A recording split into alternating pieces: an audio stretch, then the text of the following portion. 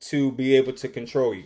And it's insane how she does it. Like I feel like a lot of that needs to be saved for you to go see. I don't want to give you every detail of the movie. I just want to tell you that I really enjoyed it. Now, in terms of a rating, I think most people would say this is about a 7 to a 9. Okay, I think for those people who go in, they're kind of grossed out by some of the stuff that happens later in the movie. Maybe the plot is a little overwhelming. They might go 7. But I think most horror fans are fans of movies like this. They're gonna go 9 or higher. But I'm gonna go 7 to 9. For me, I'm gonna go. This is a easy 8.8 for me. I just enjoyed it a lot. All right. And typically, when it comes to these kind of movies, I'll say, well, I enjoyed it up until this point, or they messed up the ending, or they did something wrong here. It really didn't have any errors. It really didn't have any. They didn't really make any mistakes. Like the whole movie from beginning to end was tight.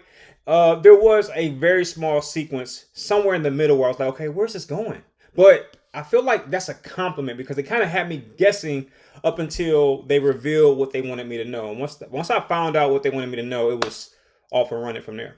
But I do recommend this film, in fact. And, I would say be careful. I found myself wondering if the Hollywood, because I believe that the movie industry is satanic. So I'm feeling like, why wouldn't they sprinkle some of that stuff into the movie to, catch unsuspecting people off guard while they're watching the movie. So every time that little bell came on the screen, I'm damn near closing my eyes. I don't, but I'm protected by Jesus Christ. Thank God. And no weapon formed against me shall prosper. And speaking of weapons, that's the name of the movie. So I was good. But it's good to understand and learn the tactics of the other side. It's very good to do that. So if you're wondering why I went to go see it, that's one of the bigger reasons.